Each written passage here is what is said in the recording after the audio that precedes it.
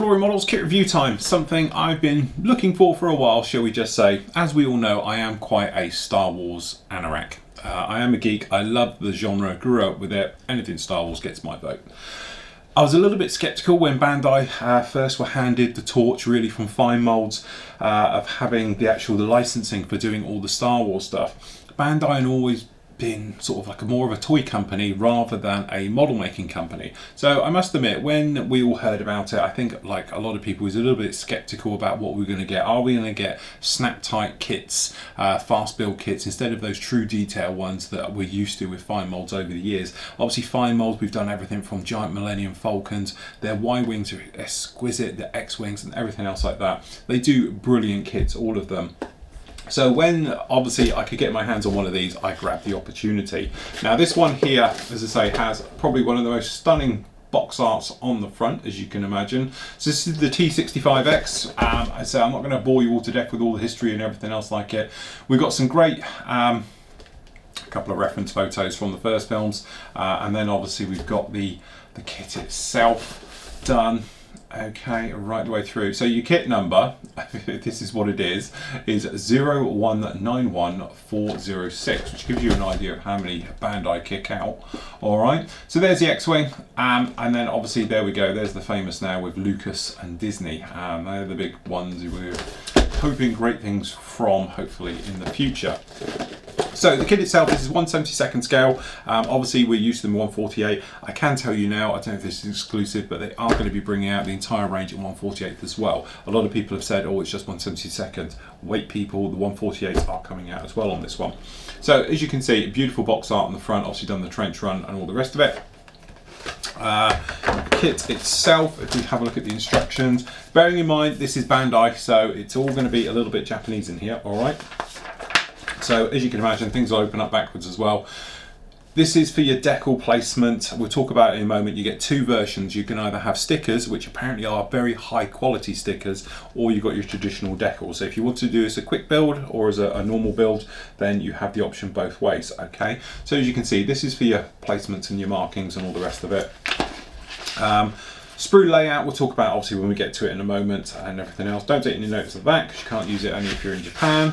And then what you actually have is a giant type of pull-out. So we'll have to do it a little bit like a film thing here. So if we just pull this back a little bit so we can get it all in.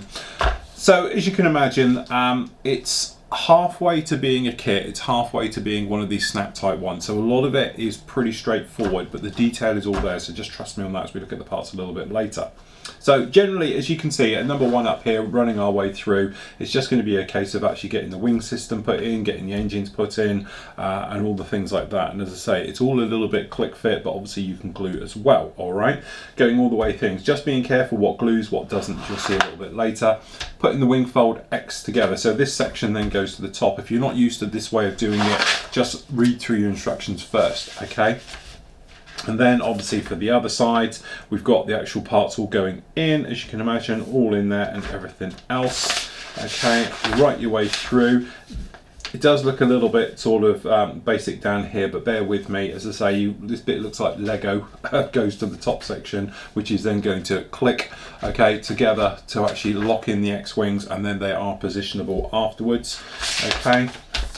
Don't forget this click business, don't read into it too much. Trust me, just stick with me on this one, it'll be well worth it. The cockpit itself going into what looks like a very rudimentary type of cockpit setup, okay, and you've got the parts going all in there, and those all going on, and you've got the nose systems, the photon torpedo tubes being put on the front, nose sections, then obviously you've got your pilot going in, and then you've got the rear section being put on there.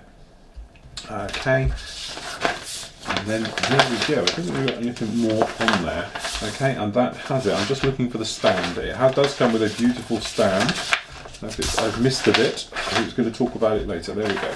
So then on the other side we get a little bit more colourful. So you've got your R2 unit, okay, being put in. Again, he's a little bit clicky, but you can paint him up and all the rest of it. Popping him in, you can have it with the undercarriage or the skid system down, or you can have it up. okay, right the way through in there. And then obviously you can have it stand mounted if you wanted to. You're gonna have to make open up a little hole in there. You've got a little part that clicks in there, or you can have it in or out. Okay, then you have the stand, which actually looks a bit gimmicky and does look like sperm, I know, but I'll show you in a moment. Actually is quite nice because it is positionable as well. All right, goes all the way through. So there we go. So looking at the parts, yeah, I don't know why that says either. Right, so where are we going to start? Okay, well, let's just start with jumping and we'll see where we go. As I say, I haven't been through these sprues or anything yet.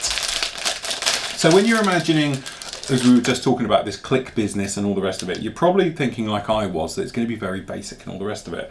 Well, immediately off the bat, as you can see in here, we are not. All right, we're not talking something cheap and nasty. That's not talking like the Revel stuff perhaps that were knocked out a couple of years ago when they got hold of the sort of the deal for doing the New Hope ones and things like that. All right, sorry, not the New Hope, the first three, 1 to 3. All right, as you might be able to see on these, we have got exquisite detail. This is very detailed. It's 1/72, don't forget. So looking on the close-up cam, hopefully you can see we've got this lovely work with all the engines working all the way through here, and generally, as you can see, it's all a mixture of recessed and raised, as is the real thing, all the way through. But just little things I do like about it: these engines on the rear, very nicely detailed and everything else. What's great about it is you just know then it's going to be able to take a wash, and it's going to, you know, be able to be detailed, dry brushed, and all those areas to really weather this one up.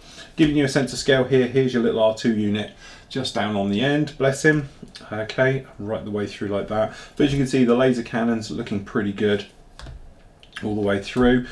Again, you know, you've got these giant locating because it is a click fit. The idea being is you can click it, you can glue it, take care of your seam lines, all your joints if you want to. If you're a younger modeler, it's brilliant. You're going to have a fantastic detailed X-wing without the use, okay? So all the way through, pretty good. It's a match pair on the sprues, obviously left and right, as you can imagine.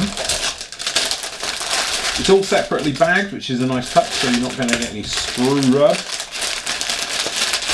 Well, almost separately bagged. You've got a bag here with the cockpit. Now, there's no glass in this, something we'll talk about afterwards, all right? But as you can see, nicely protected for the actual canopy. Very nicely done there. And then moving on down here, as you can see, this is your top sections with your cockpit tub and everything else. Yeah, all right, there's nothing really going on down there, but it is 1/72. A couple of figures, you've got standing and sitting. Nice touch on both of those. And as you can see, the detail down here on the wings and things like that, pretty good. All of it's pretty nice. No problem with any of it. All very good. The one thing you do notice is you haven't got any ejector pin marks anywhere that are in the way or anything else, because what they're doing is they're using obviously the push out for the actual locating as the ejector pins, okay? So that's how they're getting the parts in and out on most of them. All right, so you've got a couple. There's one little one there. It's going to be covered up. All the parts which count are not going to have them. Okay, so you've got the intakes then for the engines. Very nicely done, and everything else like that. We've got the nose, all important nose, which seems to be a mixture again, recessed and raised panel lines. Very nicely detailed. We've got two noses, in fact. Not sure why we've got two noses. Perhaps we've got different types. Slightly different molds on them, so there is different types of nose there, and all the way through, so even down to the seat. Very nice touch, all of that. Okay, we'll do that one last. Right, okay, before you think, God, look at those decals, trust me, everything will become clear shortly. Okay, so in this sprue here, which is like a multimedia sprue, as you'll see, as you can see down here where you've got clear parts molded in here at the top. This is for the stand and for the canopy, all right? So that's what I'm saying, don't worry too much about that. So there's your canopy part down in there. And you've got these guys here, which I described on the live show, looking like sperm. These are the photon torpedoes, which are actually going to go down into, you've got the actual reactor vent, okay, and everything else like that. But generally, as you can see, nice recessed panel line detail on these fuselage halves, top and bottom, looking very nice. This is the proper detail for the top of the actual, if I just bring this camera in a little bit closer, I don't want to do it too close because it doesn't like coming in too close, but hopefully as you can see, you got these down here, some nice details going on all of those, and the rear part again. Now these guys here that are colour, what it is, it's injection moulding, as you can see, in the various colours. Alright, we would go around and paint it, so we're not a fan of all of this, but as I said, for the kids, I think it's absolutely brilliant. So generally, as I say, I can't really fault that, all very good. Now, this is your stickers. Okay, the reason they're so badly done is that when you catch them on the close-up, hopefully you can see they're all die cut inside, so they are pin sharp, very nice. Okay, but you do also get, as you can see here, proper decals for it. So again, don't panic too much because you have got the option, but I said it's great for the kids, they'll love it. You've got some nice ones there, or you've got the proper ones here. All right, so you've got some nice, good, clear, quality ones versus, you know, the stickers. That said, I have had a sneaky look around the internet about this kit when I was doing my research, if it's even worth getting one. People that I know have used the stickers for all of the new Bandai stuff say they are brilliant. They are the best stickers you can get, extremely high quality, extremely low profile, so you don't have big lumps sticking up and all the rest of it, so they very are good stuff. This I love. This is a set. So actually what you've got here, this bit here, is your stand for the actual X-Wing to sit on. As you can see, great surface detail that would be on the actual Death Star. And then you've got here, which is the actual exhaust port that leads to the reactor where the famous photon torpedoes go, which we've got. The sperm looking things go in, and both of them, when you look at the picture on the box in here, which I've got it here somewhere, have we got one with it actually on? I was hoping we get an actual part. You might be able to see this is how it sits. You see it's on a clear sprue with them both going in. It looks like they're going in, hence the reason they look like sperm. All right, and everything else. But this stand, actually, the quality and the detail on it is absolutely exquisite. I think you could do a lot with that. Really, really nice. So there we go. That is the famous X-Wing fighter from Star Wars. As I say, Bandai have now been handled the torch to carry it through. I have to admit, and it's not just because I'm a complete anorak, but I am quite excited. The quality is all there. I've seen the fine mould one, never built them. It's not my scale, it's too small. I prefer to do the bigger stuff. That's why we've got a 3-foot stylus drawer over there. But generally, from my point of view, I think it's definitely on a par with anything that fine molds were coming out with. It'd be interesting to see their 1/48 scale. What I am excited about, which is due out shortly, and I'll get here immediately, is the AT-ST, the Chicken Walker, the little Scout Walker. That is due out anytime soon, and so is the normal TIE Fighter, already available from Bandai at the time of doing this, and we're doing this early 2015, is that you've actually got Stormtroopers available as a kit. They look brilliant. Darth Vader as a kit looks fantastic.